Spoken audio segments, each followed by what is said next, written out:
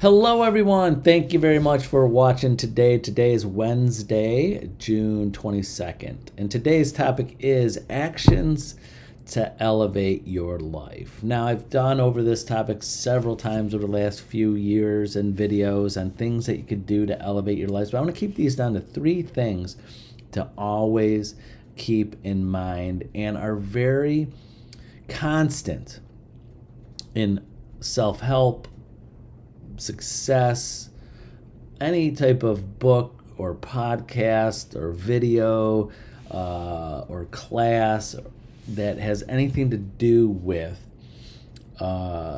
self-help and getting to the next level and being better and having a better, successful, happier life has these three things in it. It's almost always in there. I know I've read and have listened to different podcasts that had several different things of, blueprints of what to do to be better. I love self-help. My reading, when I read things, I'm not a big fictional person. I like documentaries.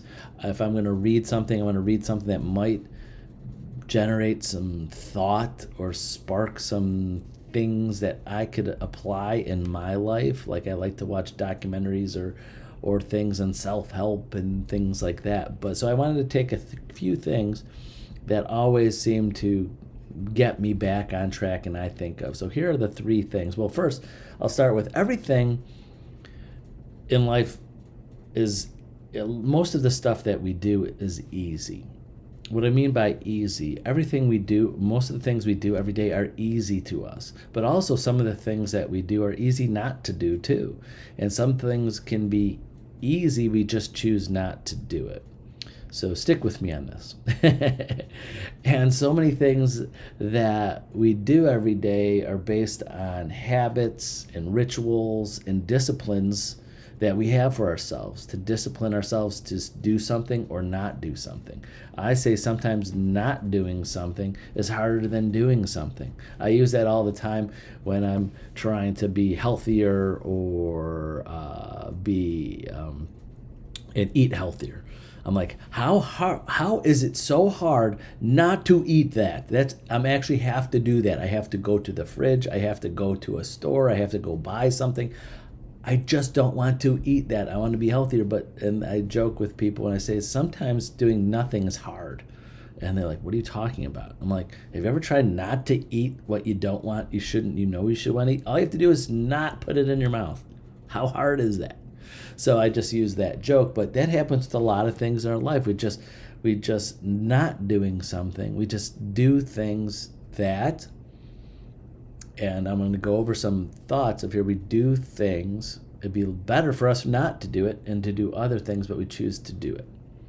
So first, some things to think about. I always think about getting up in the morning and starting your day and how you end the day. I always say every day you started the day before. The time you went to sleep, what you were thinking, what you were organizing, of what you planned for the next day, of what time you got up. I'm a bit of an OCD type personality. If I don't get up at the right time, if my morning rituals are hindered in any way, sometimes I get off track and I can't get on that. So I'm one of those people, and I think a lot of people out there are like that. They might not be as OCD about it as I am, but if you don't get up at the right time to get to the things that you want to do and accomplish, sometimes your whole day doesn't go right. So having a successful day or life, and any successful person or documentary or self-help book never says, sleep in as long as you like, or hit that snooze button a lot, or, which always gets me, get up 15 minutes before you have to leave for the day. I mean, unless you have to be at work at 4 a.m, if you have something to do at 9 or 9, even later, anything past 9 a.m. to me is like middle of the day. If you're like, well, I had to be at work at 9, I'm like, that's like noon to me. That's like noon. Like 9, that's like late. I'm like, I remember that that old commercial about the Army when they were trying to recruit. I mean, old commercial. Geez, dating myself. It always say, I remember it said, we do more before 9 than most people do all day long. That always stuck with me. So I always feel like I got to get something accomplished other than getting up before and getting to where I'm going to be before 9 a.m.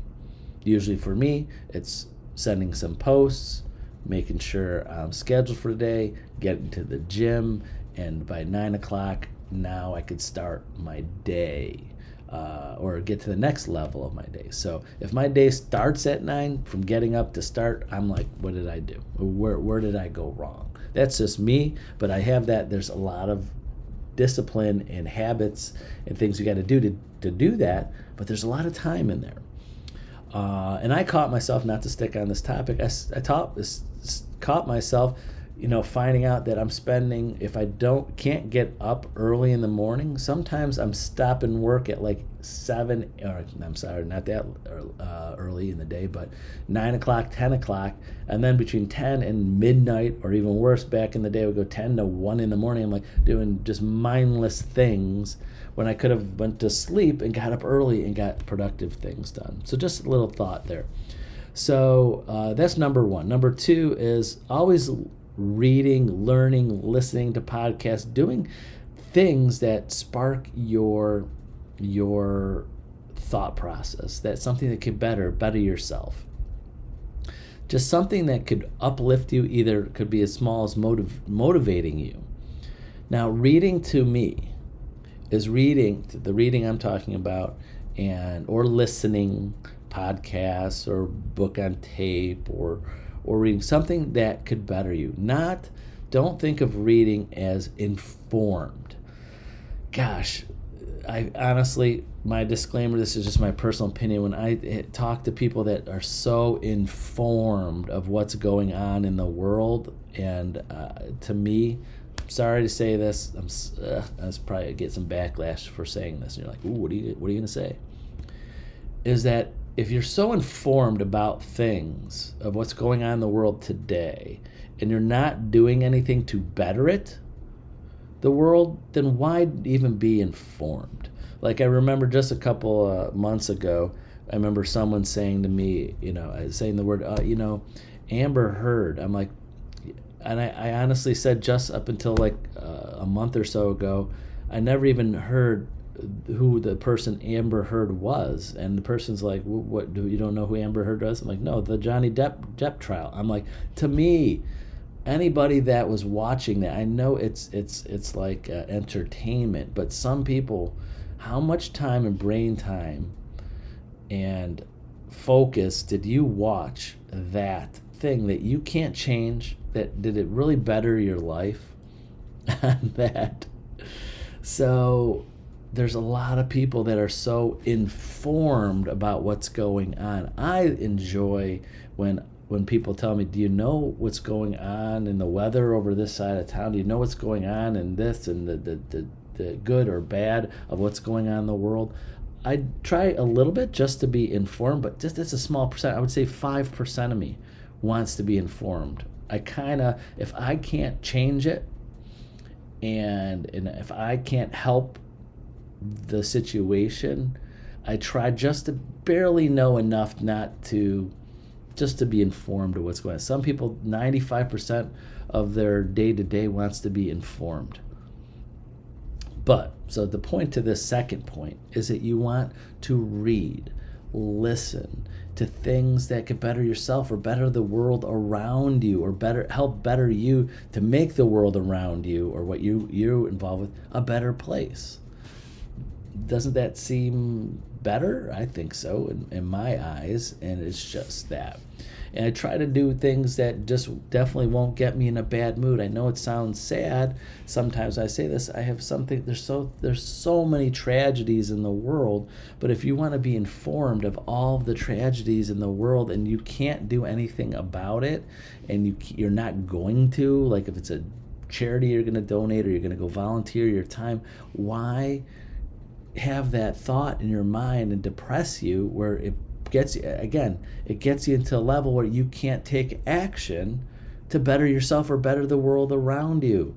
So, and some of these tragedies that you're being informed about are not even that big of a tragedy. There are really bad things happening out there. Not even going to go into detail, but again, if you're spending most of your time reading and getting informed and watching things, and that's where a majority of your time is being spent reading or listening to things, you got to flip that around.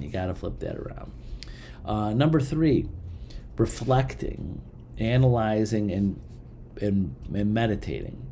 Now, I'm not a big meditator, but I am a big reflection and analyzing what's my day-to-day life is and where I want it to go and what I need to do to stay on track of what I need to accomplish in my moods and things like that. I'm always analyzing, this action is not getting me that result, or doing this task, or this habit, I need to work on this habit a little bit more at different times, or even people in my life, this person in my life, I love this person, I got to figure out this person uplifting, I got to spend more time with this person, or this person over here is really not adding to my life, and they're just, and again, probably this is just a family member or close friend that's been around for all these times, and they're still there just because they're family or whatever, but they're not uplifting me. They're just there. They're just taking up time, and we're just going through the motions. Do you have people like that in your life? I'll just stick with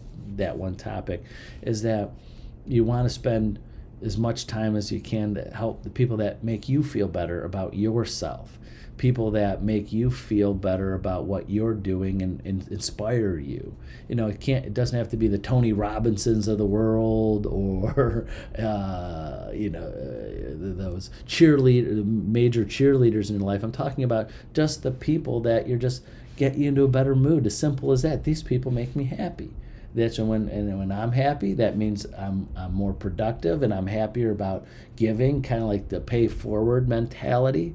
But if there's people in your life that you're just like, they're just neutral, or worse, negatively affecting your attitude or your thought just because they happen to be in your life, maybe you want to limit your time with those people. So why I got on that topic, because that's the reflection, that's the analysis, that is the not so much to say meditation. I always want to spend more time. That's one of my goals, is to really sit down, learn, read, listen, and how to meditate and how to do that. So, but a lot of you that are doing that or want to learn that, do it, because I know almost every major self-help person or system or idea has meditation in there. That's why I'm so interested in it, but my mind doesn't grasp it yet on how important it is. I'm going to do it, I promise you. And you'll see it, because then in my videos will be meditation all the time. But that's why I wanted to group that third and last thing together with meditation, analysis, reflecting on your day, your week, your year, your life, on what's better, what's worse, what are you doing, so you could continue to navigate what's best for you. You can't do the same things over and over again, because we're all not doing everything in our lives. All of our habits, tasks, disciplines are not pointing to the best life. There just aren't. There's no one out there that's like, wow, every day my life's getting better, because all my things are aligned. And some things are not in line. That's when, to my opinion, my suggestion or opinion is that you have to analyze, reflect, see where you are with things, people, habits, things, thoughts, daily activities, and reassess which way you're going, because everything's not always aligned, if that makes sense. So those are the 3 things of the actions to help elevate your life, and are always in my mind and thinking consciously or unconsciously every day. So that's it for today. Thank you very much for watching on this Wednesday, and we will see you tomorrow on Thursday. Bye-bye.